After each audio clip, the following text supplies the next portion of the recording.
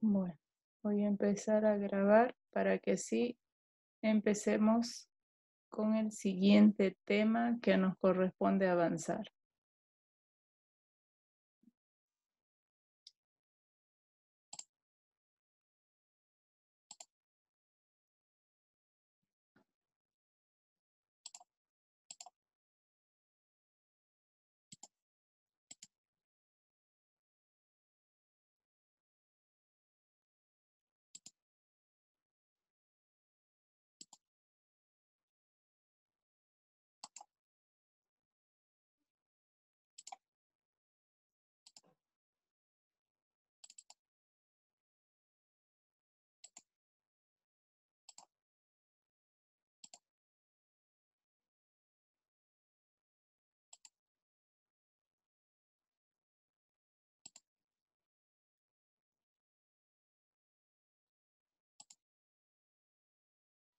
Muy bien, señoritas. Y Paulo, ¿no? El único varón. El señorito. Sí. Bueno, vamos a avanzar con el siguiente tema que corresponde a la parte de las alteraciones de la parte cognitiva superior y precisamente vamos a ver todo lo referido a pensamiento. Para ingresar a hablar sobre pensamiento es necesario que ustedes conozcan que el pensamiento implica una actividad global de todo el sistema cognitivo, con la intervención de varios procesos y mecanismos, como cuáles. Tenemos ahí la atención, la memoria, la comprensión, el lenguaje, además de otros como el aprendizaje. Necesitamos estar conscientes porque si no, no pudiéramos atender. Entonces, como ustedes ven, es todo un sinfín de todo el sistema cognitivo que debe darse parte para que se pueda realizar el pensamiento. Ahora, ¿qué es todo esto?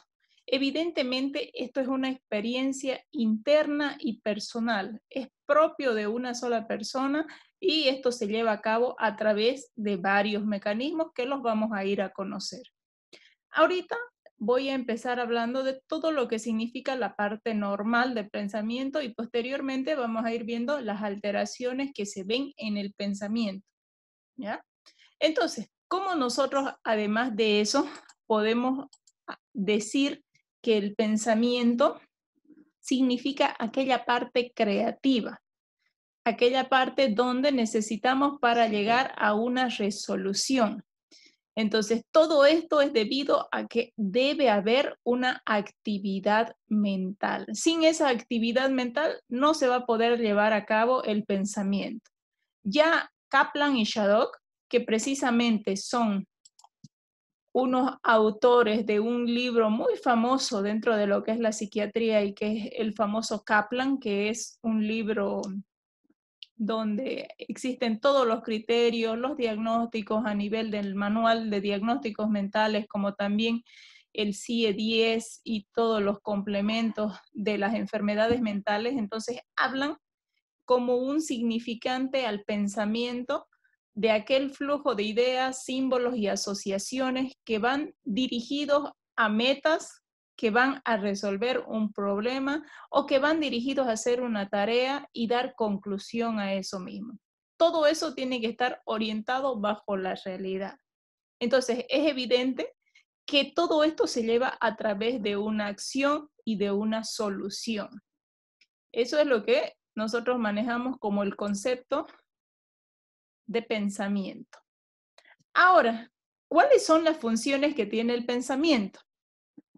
Como esta es la parte de la creación de la mente, entonces, lo básico va a ser que el pensamiento tenga que comprender, que tenga que explicar, que tenga que dar sentido de lo que está haciendo, diciendo o creyendo, que tenga que reflexionar además sobre eso, que tenga que tomar decisiones, perdón, y hacer juicios. Ahorita con un dibujo se los voy a explicar esto para que así ustedes lo tomen en cuenta. Miren, ¿a qué va referido todo eso? Se dice que para que se lleve a cabo un pensamiento tiene que haber tres cosas importantes y fundamentales. Y estos tres aspectos necesarios vienen a ser la parte del sujeto, que lo vemos acá, ¿no? En este recuadro, un sujeto pensante, un objeto, que puede ser esta manzana, y la actividad cognitiva que tiene que venir del sujeto. Entonces, ¿cuál es el concepto? El concepto es este, es la manzana que se tiene ahí como una imagen proyectada. Pero ¿cuál va a ser el juicio de la actividad cognitiva? De toda la actividad, con el razonamiento, con la atención, con la conciencia que tenga esta persona, va a emitir un juicio de decir, esa manzana es una fruta. Entonces ya le está dando un juicio a eso. ¿Y cuál va a ser su razonamiento? Si todas las manzanas son frutas, entonces todas las que se parecen y tienen esas mismas características van a ser manzanas. Entonces ya se emite a raíz de eso todo el componente del pensamiento. Esto en un pensamiento que es sano, que es normal y que se lleva a cabo dentro de lo que se habla el juicio de realidad. Pero en lo enfermo seguramente se va a ver distorsionado totalmente. ¿Cómo se clasifica al cerebro? Al pensamiento. Se habla de que por tanto hablan dos clasificaciones, una que es la parte de la dirección y la otra que es la parte de la coherencia. Dentro de lo que es la dirección, se habla de un pensamiento que es convergente y un pensamiento que es divergente. ¿Cuál es el convergente? Aquel convergente va dirigida hacia la búsqueda de solamente una respuesta. Un ejemplo claro es que vamos a encontrar una sola respuesta frente a una sumatoria de dos partes, o frente a la resta de dos partes, o frente a un problema, solamente una solución. Pero si hablamos, del pensamiento divergente, vamos a ver que aquí sí se busca dar soluciones nuevas y originales a un problema. Entonces aquí estamos partiendo hacia un todo. Por ejemplo, ¿cómo voy a salir de una isla? Seguramente ahí voy a tener que emplear una serie de planes, estrategias, en fin, para poder llegar a esa solución de ese problema. Tenemos los tipos de pensamiento que vienen a ser por su coherencia, y aquí tenemos el pensamiento lógico y el pensamiento mágico. El pensamiento lógico viene a actuar como aquel que es de la parte racional, entonces aquel que reflexiona a través de lo que ya implica también la inteligencia y el razonamiento. Y el pensamiento mágico, que también se lo llama pensamiento ilógico, entonces que va muy alejado de lo racional. ¿Cuál es el pensamiento racional? El pensamiento racional viene a ser aquel que tiene como fundamentación el razonamiento y el estructurar ideas para ir a resolverla. Entonces, ¿aquí qué se hace? Se forma conceptos, se generaliza, no está implicado con emociones, que eso también actúa y es parte de que sea totalmente neutro, y además puede ir a deducir, puede ir a inducir, puede analizar, puede ser sintético, puede ser creativo o puede ser interrogativo. Entonces este pensamiento lógico va a poder subdividirse en cualquiera de ellos. Los pensamientos mágicos, en cambio, no están sujetos a nada de lo racional. Entonces aquí todo lo contrario, hay mucha carga emocional y además se rige por la apariencia. Seguimos con el pensamiento y ahora vamos a poder evidenciar y ya ir a dividir un poco lo que significan las ideas. Les comento que dentro del pensamiento, lo fundamental son las ideas. Las ideas es como que la parte individual y mínima para que se lleve a cabo pensamiento. Entonces, una idea va a ser esa representación mental que va a surgir a través del razonamiento, a través también de la imaginación de la persona, y que esta está considerada como el acto básico. Por eso es que le digo, es la parte básica, la parte fundamental para el entendimiento de contemplar la mera acción de conocer algo. Como esto es lo básico del pensamiento, entonces nosotros también las alteraciones que vayamos a ver en el pensamiento van a ir primero dirigidas a ese tipo de ideas. Si hay alteraciones que sean anormales, seguramente van a ser ideas también anormales, erróneas, que van a tener otro significado más que ya se los voy a presentar en las próximas diapositivas. ¿Cuáles son los tipos de ideas que podemos tener? Ideas concretas, ideas mágicas, ideas con símbolos, abstractas, intuitivas, creencias sobrevaloradas, supersticiosas. Creo que más que explicar de estas, las ideas concretas van referidas a aquellas ideas precisamente que son las que van dirigidas hacia un solo objetivo. Ideas dirigidas hacia algo rápido, una solución concreta, como lo dice el nombre, y a dar una respuesta inmediata hacia algo. Una idea mágica, en cambio, va por todo aquello, ¿no? Como en la representación de los pensamientos de tipo mágico, todo mucho más apariencia, con muchos más adornos, con una serie de emociones que pueden regir en ese momento en la persona, entonces dando algo de mayor creatividad. Los símbolos que pueden ya venir con todos los símbolos que uno se maneja, tanto de la parte gráfica como en ciertas ocasiones también podemos manejar ciertos símbolos que nos asocian a esto está en lo correcto o está en lo incorrecto, entonces vienen a significar parte de esas ideas. Las abstractas, las que solamente nosotros podemos saber interpretar a través de nuestra misma imaginación, las intuitivas, donde vamos a intuir o a poder, de acuerdo a nuestras creencias, dar un valor hacia ese tipo de ideas, las creencias que tienen que ver con lo cultural, con lo que se rige mucho más profundamente, de acuerdo a nuestros mismos orígenes, a nuestras mismas vivencias, lo sobrevalorado, que a veces le damos mayor carga afectiva a esas ideas, y entonces van a significar tal vez mucho más,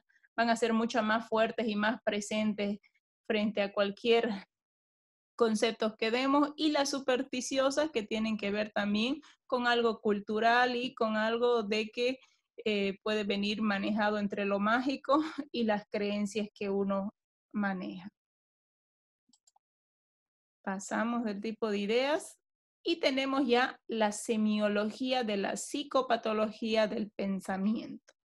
Y cuando hablamos de la semiología, vamos a ir a hablar precisamente de las alteraciones que se ven en el pensamiento. Nosotros acá, dentro del pensamiento, hacemos ya una división en tres componentes básicos. Un componente que es el curso, otro que es la forma y otro que es el contenido. Dentro del curso, ahí en las pantallas ustedes pueden evidenciar que el curso habla cuando la velocidad del pensamiento que se expresa puede ir de una forma acelerada, puede ir de una forma lenta, puede ir de una forma donde se bloquea, y esas vamos a ir a ponerles un nombre. En la forma, ¿cuál es la forma? Cómo esas ideas van a estar continuadas, cómo se van a organizar, cómo esas frases que nosotros manejamos en nuestros pensamientos van a tener una constancia. Entonces, ahí vamos a evaluar también distintas psicopatologías de estas formas de pensamiento. Y ya en el contenido vamos a poder valorar qué es lo que se expresa a través del mensaje que nos envía ese pensamiento. Ojo, el pensamiento nosotros siempre vamos a valorar a través del lenguaje. El lenguaje es la clara expresión del pensamiento. Ahora, cuando en esa persona que valoramos no hay lenguaje, lo más probable es que valoremos a través del lenguaje no verbal, o sea, del lenguaje corporal. Por eso que también cuando lleguemos al lenguaje vamos a ver lenguaje verbal y lenguaje corporal, para que así también podamos entender un poco cómo funciona todo el psique de la persona. Pasamos en esta diapositiva y vemos la psicopatología del pensamiento, pero en trastornos del curso del pensamiento. Aquí vamos a poder ver que tenemos 3 clasificaciones que son importantes. Una que es la taquipsiquia, otra que es la bradipsiquia y otra que es el bloqueo del pensamiento.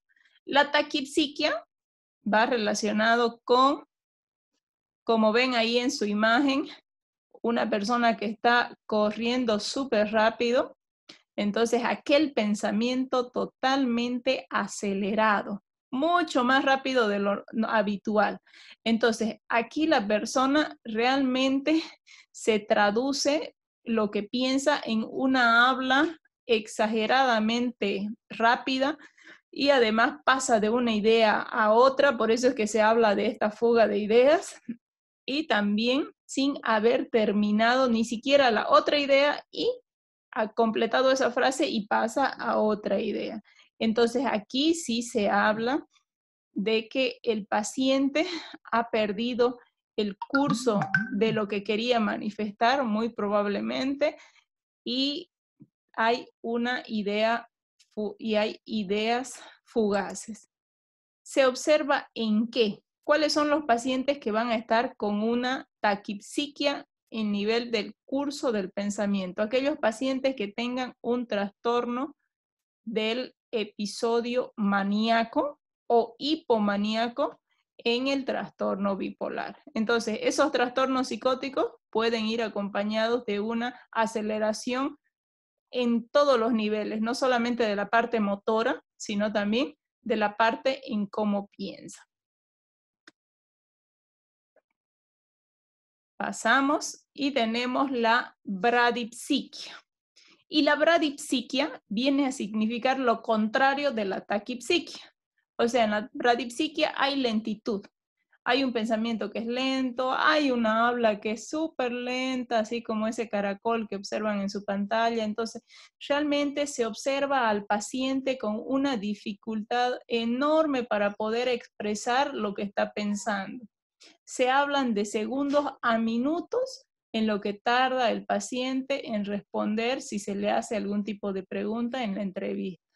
Entonces hay un esfuerzo bien grande para poder hablar. ¿Y esto en quiénes se ven? Se ven en pacientes que tienen algún tipo de episodio depresivo, evidentemente alguien que esté pasando por alguna depresión grave a mayor, también en pacientes que tienen algún tipo de discapacidad intelectual, algún retardo mental, demencia, pacientes que tienen Parkinson ya con grado avanzado de incapacidad, en estados de somnolencia también, en grados de confusión, en alteraciones de la conciencia, podemos ver todo esto, en accidentes cerebrovasculares, pasando ya a la parte neurológica, en traumas cráneoencefálicos, entonces podemos observar esa bradipsiquia en el paciente.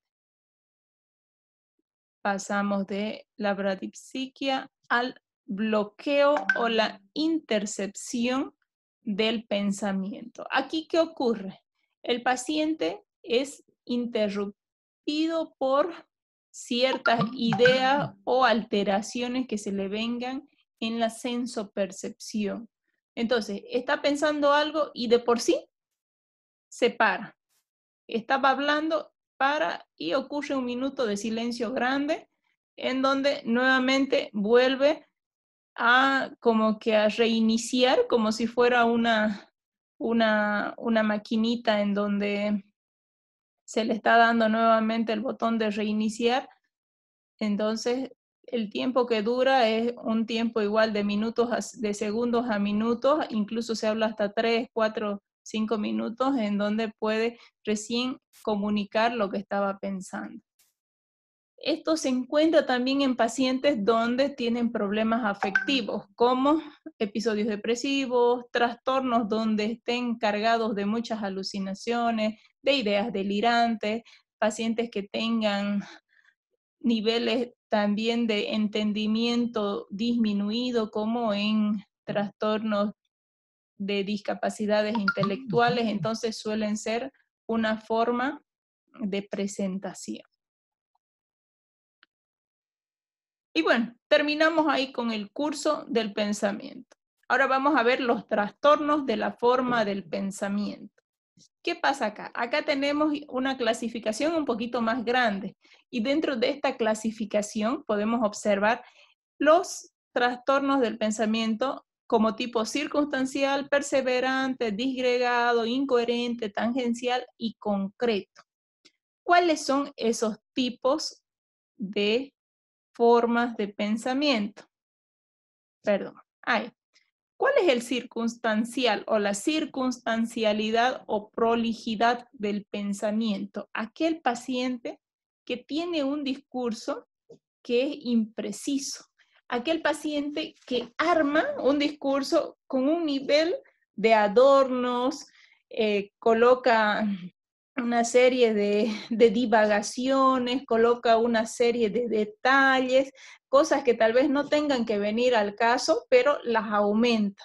Entonces, si uno le hace una pregunta, muy probablemente adorna demasiado a todo y lo vuelve a algo que tenía que decir más sencillo, más concreto, más corto, lo vuelve súper largo. Entonces, este discurso como que es medio impreciso, como que aparenta superficialidad y al tiempo de que no logra comunicar lo que se está deseando. Entonces, un buen ejemplo de este tipo de trastorno del curso, perdón, de la forma del pensamiento, tenemos como en el trastorno obsesivo compulsivo, por eso les puse ahí el TOC, donde precisamente da una serie de respuestas a algunas preguntas que se le deban hacer y que salen totalmente del caso. Incluso de una forma ya humorística se habla de que Cantinflas, que seguramente han escuchado en algún momento hablar de este personaje mexicano, humorista, era como un representado, uno de los mayores representantes del cine y que precisamente tenía esta forma trivial de responder frente a cualquier pregunta que se le hacía. Pasamos y tenemos el pensamiento de tipo disgregado. Y en el pensamiento de tipo disgregado se ve la forma del pensamiento donde se pierde la idea que quiere comunicar. La idea principal, la directriz, se pierde. Entonces las asociaciones que hay aquí son totalmente anormales, son laxas. Lo que se comprende es solamente por fragmentos, por partes del pensamiento. Todo lo que está transmitiendo el paciente no se entiende nada. O sea, lo más característico de esto es en una esquizofrenia, en un trastorno de estos de tipo psicótico crónico, ya con algo de deterioro cognitivo, se puede evidenciar de que su discurso es, por decir un ejemplo, como son por frases, son oraciones nada más las que se van a llevar a cabo en su totalidad que van a poder entender. Entonces el paciente, si ustedes le preguntan cómo se encuentra, muy probable responda, yo me encuentro bien, correr, puntitos. Después de eso hace un punto y dice, yo mañana quiero beber patitos. Y entonces es solamente ustedes entienden, pero entienden por una parte con un significado que no existe, pero sí se entiende lo que está transmitiendo, pero no es una transmisión de un discurso que sea basado en una realidad y que sea coherente. Pasamos de este al incoherente. Y aquí ya en este tipo de pensamiento se evidencia claramente de que hay una incomprensibilidad del pensamiento, tanto en frases, tanto en las mismas palabras que se utiliza. En realidad, aquí se habla ya de una ensalada de palabras. Y esta ensalada de palabras viene a ser ya un significante mucho más grave de un deterioro fuerte, ya crónico de una enfermedad en el paciente. Esto por eso es más observable en las esquizofrenias de tipo residual y en las demencias, donde claramente si uno le hace alguna pregunta al paciente va a responder con cualquier respuesta fuera de lugar e incluso va a mezclar palabras, no va a tener una coherencia, ni siquiera una oración, y se pierde enteramente la idea de la que se trataría de buscar. Tenemos el pensamiento tangencial, que dentro de esto se puede observar que, como dice su nombre, tangente, sale por la tangente. El paciente como que da la impresión de que quisiera consciente o inconscientemente no tocar el tema que se le está preguntando. Por eso es que se habla de pensamientos irrelevantes que no se relacionan con la centralidad de lo que se desea comunicar. Aquí se puede hacerle, por ejemplo, al preguntarle a un grupo de pacientes que trabajan, que respondieron, sigo la Biblia y me gano el pan con el sudor de mi frente, cada vez se suda más para conseguir un empleo, tangenciales. En cambio, otros dijeron, arrepiéntense que el mundo se va a acabar. ¿No le parece que el rojo es un color demasiado alegre? Que son irrelevantes. Entonces pueden evidenciar que ahí hay claramente un discurso que sale por fuera de lo tangencial. Estas manifestaciones se observan en quién, en pacientes que son psicóticos, en pacientes que tal vez están ocultando algún tipo de idea delirante y en pacientes también que tienen algunos episodios de tipo maníaco. O esto también se puede ver muy común en pacientes que están fingiendo padecer un trastorno mental, que eso también es lo llamativo de este discurso tangencial. Y bueno, llegamos a las alteraciones del contenido del pensamiento. Y aquí en las alteraciones del contenido del pensamiento llega lo más grande y lo más copioso y lo más representativo tal vez de lo que significa la psicopatología, porque evidentemente aquí entran las ideas delirantes, como pueden ver en las pantallas, las ideas sobrevaloradas y las ideas obsesivas. Todas estas ideas son ideas que se van a ir a dar en distintos tipos de trastornos, sobre todo en los trastornos que son de tipo psicótico y los que se van a ir a reflejar en la hora de una entrevista donde haya una perturbación grande del juicio de la realidad de esa persona. Entonces, dentro de estas alteraciones del contenido del pensamiento, podemos tener aquellas ideas delirantes que van a ser sistematizadas y las no sistematizadas.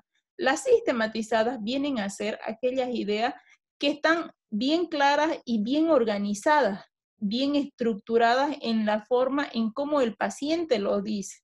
O sea que el paciente tiene una forma bien organizada en armar una idea delirante. Ya les voy a mostrar más adelante cómo es una idea delirante y cómo él la arma así bien bonito.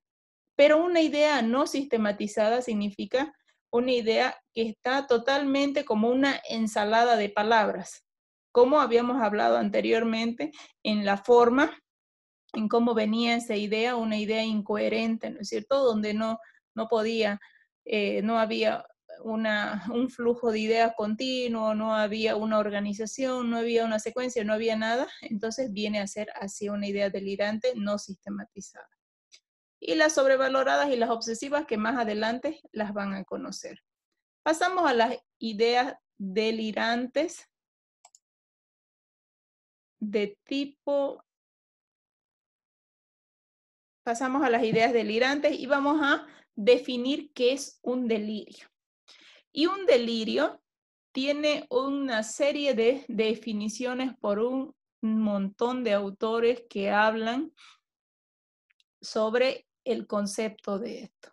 Etimológicamente proviene del latín delirare, que significa fuera de surco, del surco que queda en el campo al labrarlo. Entonces, un delirio, que significa una idea o una creencia falsa, que es incorregible, que no está en consonancia con la procedencia social y cultural del paciente, que es sostenida por una convicción extraordinaria y una certeza subjetiva. Esto según los autores Fish y Sim.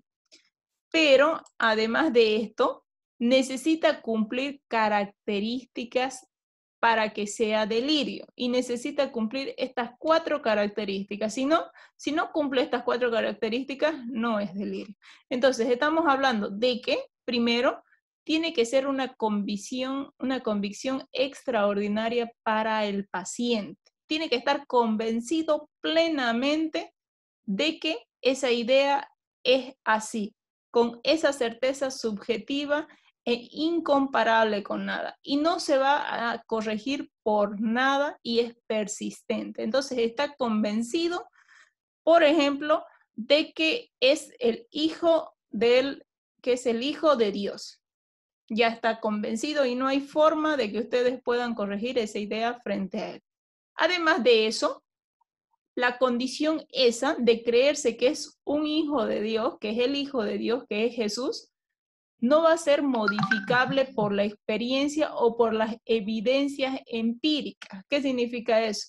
De que a pesar de que ustedes le digan, no, si vos te mirás en este espejo, tu rostro, si vos comparás en el año que él estuvo vivo, si vos, no sé, tratás la forma de mostrarle con la Biblia, con videos, con etcétera, todo lo que se puede argumentar de que no es el Hijo de Dios, eso no va a ser suficiente porque él va a estar convencido de que sí es él y a pesar de eso no se va a modificar lo que está pensando. Otra cosa que tiene que tener como característica es la imposibilidad del contenido. Evidentemente, frente a los ojos de cualquiera, eso es imposible, no puede estar pasando, no va a ser el hijo de Dios. Entonces, eso también hay que tener que siempre, entonces tiende a ser mágico, tiende a ser extraordinario, porque va a ser imposible que haya esa significante del delirio. Y como cuarto punto, que no implica un hecho cultural. Significa esto de que no va a ser compartido por las personas que seguramente estén como pares, como familia, como personas que estén compartiendo o que hayan compartido algún momento de vida o de convivencia con ellos, no va a ser compartido. Por eso es que se habla de este hecho. Pasamos y tenemos los tipos de delirio. Y en estos tipos de delirio vamos a ver que hay un sinfín de tipos de delirio, pero los más representativos y los que más se pueden observar en el paciente son los delirios de tipo de persecución o paranoides, autorreferenciales, de daño, místicos, religiosos, de grandeza o megalomaníacos, eróticos, o erotomanías también que tienen el nombre, celotípicos o de celo, de culpa, hipocondríacos o también llamados somáticos y los nihilistas. Vamos a ir a describir cada tipo de delirio y también les voy a dar un ejemplo. ¿Ya? ¿Cuáles son las ideas delirantes o los delirios de tipo persecutorio o paranoide? Acá, ¿qué es lo que pasa con el paciente? Su principal tema que refiere es que se vea afectado por alguien cercano a él o también puede ser alguien que no sea muy cercano, pero que está principalmente atacándolo, que lo está persiguiendo, que lo está engañando, que lo está espiando, que lo atormenta, que lo calumnia, que intenta envenenarlo. Entonces, todo esto es una constante de todo el día y de todos los días. Todo el tiempo hay una conspiración contra él y además se le atribuye que también tiene planes y tiene metas para poderle hacer todo este daño, con los fines que sean. Entonces, estas ideas son frecuentes en la esquizofrenia y en los trastornos delirantes de subtipo persecutorio. Es común, les comento que incluso hay un tipo de esquizofrenia que es la esquizofrenia de tipo paranoide, en donde el paciente con, con mucha frecuencia refiere de que su familiar, el más cercano, casi siempre es o es la madre o es un hermano o es el cuñado que vive ahí en la casa, que ha intentado colocarle un veneno en su comida y que eso es porque se quiere quedar con la herencia de la familia. Entonces eso es una constante de todos los días. Y evidentemente eso hace que también tienda a estar hiperalerta, estar en hipervigilia, esté totalmente alterado y en algún momento pueda reaccionar agresivamente. Pasamos y tenemos las ideas autorreferenciales o de referencia. Y entre estas ideas autorreferenciales o de referencia tenemos aquella creencia o idea en donde la conducta de las demás personas o los acontecimientos del entorno se producen en función a esa persona, a uno. Entonces, todo le confiere un significado particular que viene a ser para él. Entonces, por ejemplo, digamos, ¿no? Acá HB creía que todas las compras, esto es un significante de un nombre, ¿no? Creía que todas las compras las realizaban sus vecinos, estaban destinadas a mostrarle su desprecio por tener menos ingresos que ellos. Aquí las compras que otros hacían por razones personales, las relacionaba con él y las veía con una particular perspectiva. Entonces, todo el tiempo viene a significar parte de su vida lo que el otro hace en función de él. Esto muy común también de observarse en pacientes que tienen delirios como en la esquizofrenia y en los trastornos de tipo delirante y de tipo persecutorio. Pasamos.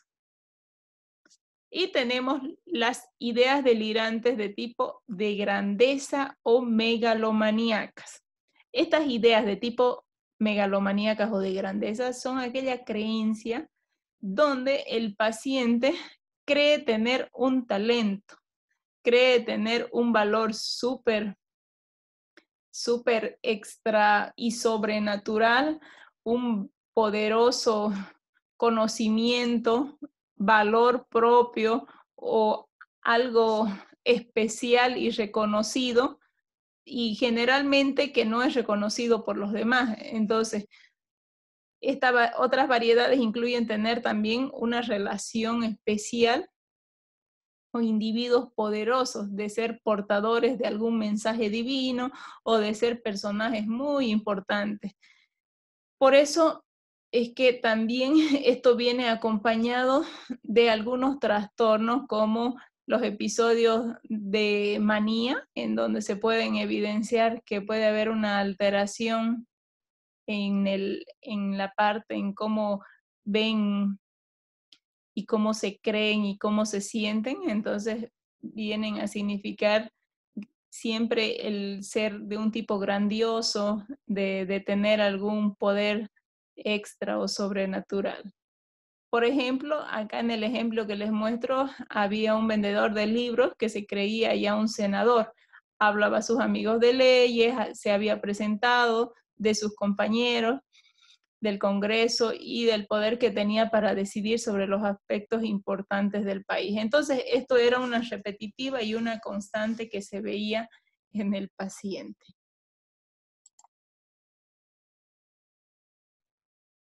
Tenemos las ideas de tipo erotomanías o erotomaníacas o eróticas. Estas ideas delirantes de este tipo se presentan en pacientes